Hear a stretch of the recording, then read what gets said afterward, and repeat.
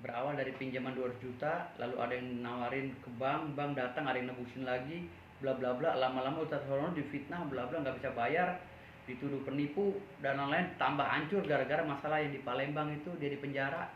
Makin mateng lah itu masalah gitu, sehingga dia benar-benar hancur namanya. Nah, sekarang pemulihan nama baik gitu, bahwa di balik fitnahan dan hinaan orang itu belum tentu benar gitu kan, adanya gitu kan, fitnahan yang menimbulkan hinaan terhadap diri klien kami Ustadz Haryono gitu kan, itu belum tentu benar.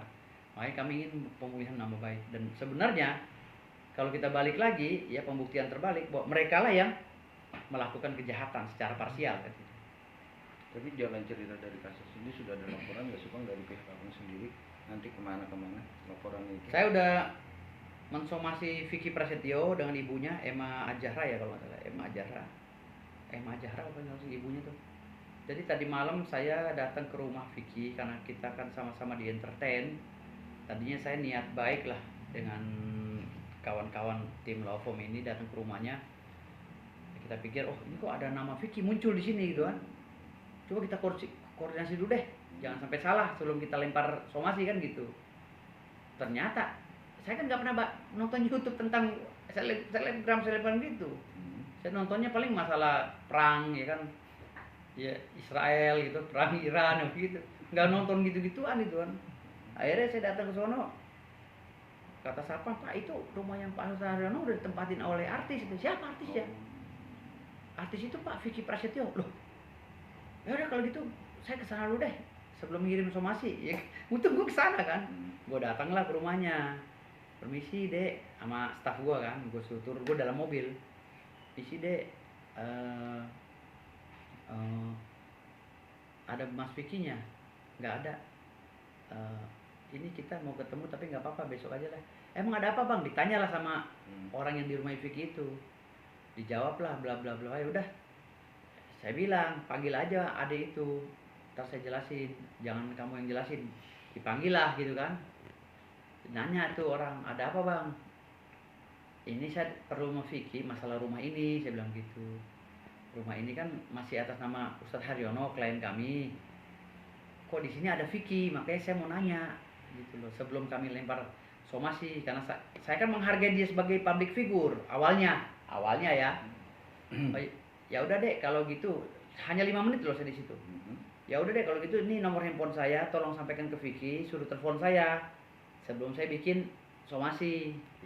Ya, karena setelah saya tahu ternyata ini bukan atas nama yang ingin kami somasi, ada Vicky di situ dan itu udah dibalik nama pula gitu kan.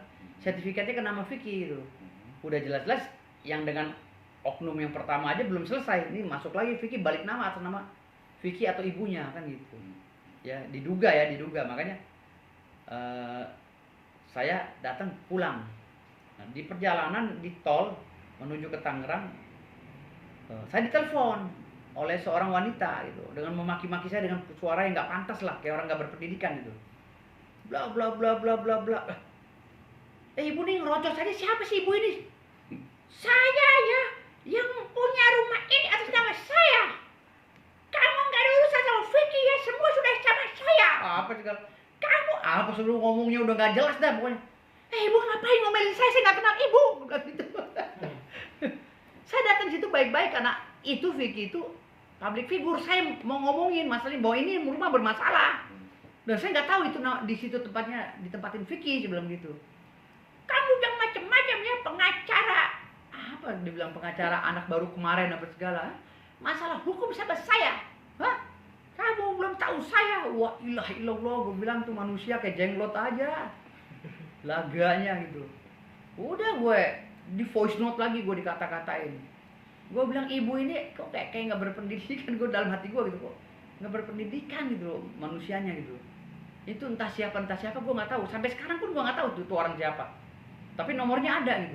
Tapi poinnya Ustadz Haryono juga tidak ada sangkut paut dalam tanda itu membahas soal Vicky Prasetyo ya. Dia nggak ngerti. Kita sama-sama kagak ngerti. Itu udah dijual ke Vicky Prasetyo. Ustadz Haryono pun kan udah lama nggak di situ. Dia nggak paham kalau itu udah dibeli Vicky Prasetyo. Makanya gue polos-polos aja kan. Berapa rumahnya itu gue catet. Oh rumah yang bermasalah yang ini gue tunjukin. Oh rumah ini. Nah, begitu gue nyatetin itu ada suara dari dalam kubur berisik begitu loh, nelpon gue gitu loh. Jadi gue nggak tahu itu makhluk dari mana yang maki-maki gue gitu. Tapi abang sendiri ada niat nggak nanti untuk menelpon atau mengasih tahu permasalahan dalam konteks sertifikat ini? Enggak, karena sekarang ini udah gue anggap itu telepon dari pihak Vicky yang maki-maki gue, ya akhirnya gue somasi aja. Alasannya? Ya gue somasi aja lah secara profesional. Yang tadinya gue pengen ngomong baik-baik, gue udah dimaki-maki gitu, ya udah Vicky jawab aja melalui pengacaranya. Somasi gue gitu loh. Somasi dalam perkara apa? Ya perkara pemalsuan, dugaan pemalsuan dokumen. Dugaan pemalsuan dokumen, dugaan perkara pelanggaran pasal 170 KUHP merusak bangunan orang secara bersama-sama. Itu bisa tukangnya juga dipanggil polisi nanti, si Vicky juga dipanggil polisi. Siapa aja yang merubah ya bangunan milik Ustadz Haryono yang tadinya bisa segi 5 jadi segi 6, itu bakal dipanggil polisi. Lihat aja nanti. Tapi kan di perkara itu kan ditambah lagi pemalsuan dokumen sertifikat. Tapi kan di perkara itu kan bukan satu rumah bang, ya kan ada sangkut pautnya dengan Vicky dugaan itu. Yang lain gimana bang? Semuanya udah saya somasi karena ini media infotainment, jadi aja ceritain artis saja. Kalau yang lainnya kan namanya Peng Yong Seng apa segala itu nama-nama Tionghoa. Gue nggak ngerti. Tapi kan pasti dong sumbernya juga pasti disomasi juga kan? Maksudnya disomasi? Udah disomasi. Semua udah disomasi. Ada 6 somasi yang udah terbang, termasuk Vicky Prasetyo dan ibunya.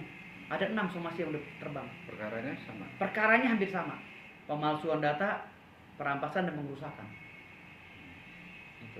Total kerugian dari Hartono sendiri? Total kerugiannya hampir 150 miliar sampai 200 miliar totalnya. Tapi pesan atau dari Ustadz Haryono sendiri berdamai apa gimana bang? Ustadz Haryono maunya secara ini aja, secara hukum. Gitu. Karena dia udah lama difitnah kan gara-gara masalah itu sehingga pengajiannya bubar di situ kan. Jadi terkesan Ustadz Haryono kan jahat banget di pandangan orang gitu kan, sehingga timbullah fitnah-fitnah ABCD gitu kan.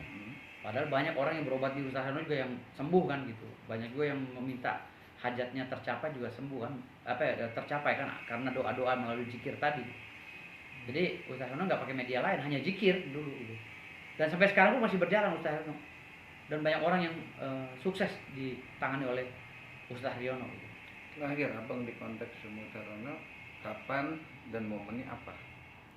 Ya, jadi gini, ada ajudannya Ustadz Haryono atau ajudan atau apalah ya dari aparat lah, temannya dia gitu kan. Ustadz Haryono nyari pengacara, tapi dia lihat TikTok gitu. Wah, ini pengacara kayaknya berani juga nih gitu. Tolong dong dia melalui ajudannya atau apanya itu. Saya suka nih pengacara ini, tolong cari ini orangnya katanya. Sampai ketemu katanya gitu. Saya suka pengacara kayak begini karena rumah saya masalahnya jelimet banget. Kayaknya ini yang cocok nih gitu. Dicarilah sama anak buahnya itu, telepon sana telepon sini, ketemu loh, saya kenal. Gitu. Dicari, akhirnya ketemulah sama saya gitu kan. Ketemu sama saya, dibawa ke Tangerang sini. Saya ngobrol-ngobrol, dia seneng, langsung dia rebukan sama keluarganya, langsung 3 hari kemudian bikin surat kuasa. Ya, kuasa pertama ya. Bikin kuasa 3 kali. Bikin surat kuasa, lalu akhirnya berikutnya ya ada yang diperbaiki, ada yang direvisi karena bloknya kurang, ya kan RT RW-nya salah apa segala, direvisi ya, baru berkasnya dikasih ke saya, baru saya layangkan somasi gitu.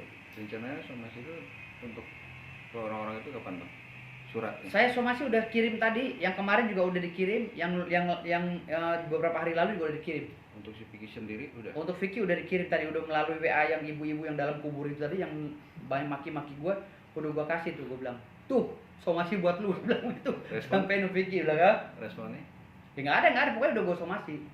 Nah terus dalam somasi itu gue bilang 3 kali 24 jam lu harus keluar dari rumah itu, karena klien gue ngegadein sertifikat doang, bukan gadein fisik. Harus lu keluar, kalau enggak gue masuk gitu.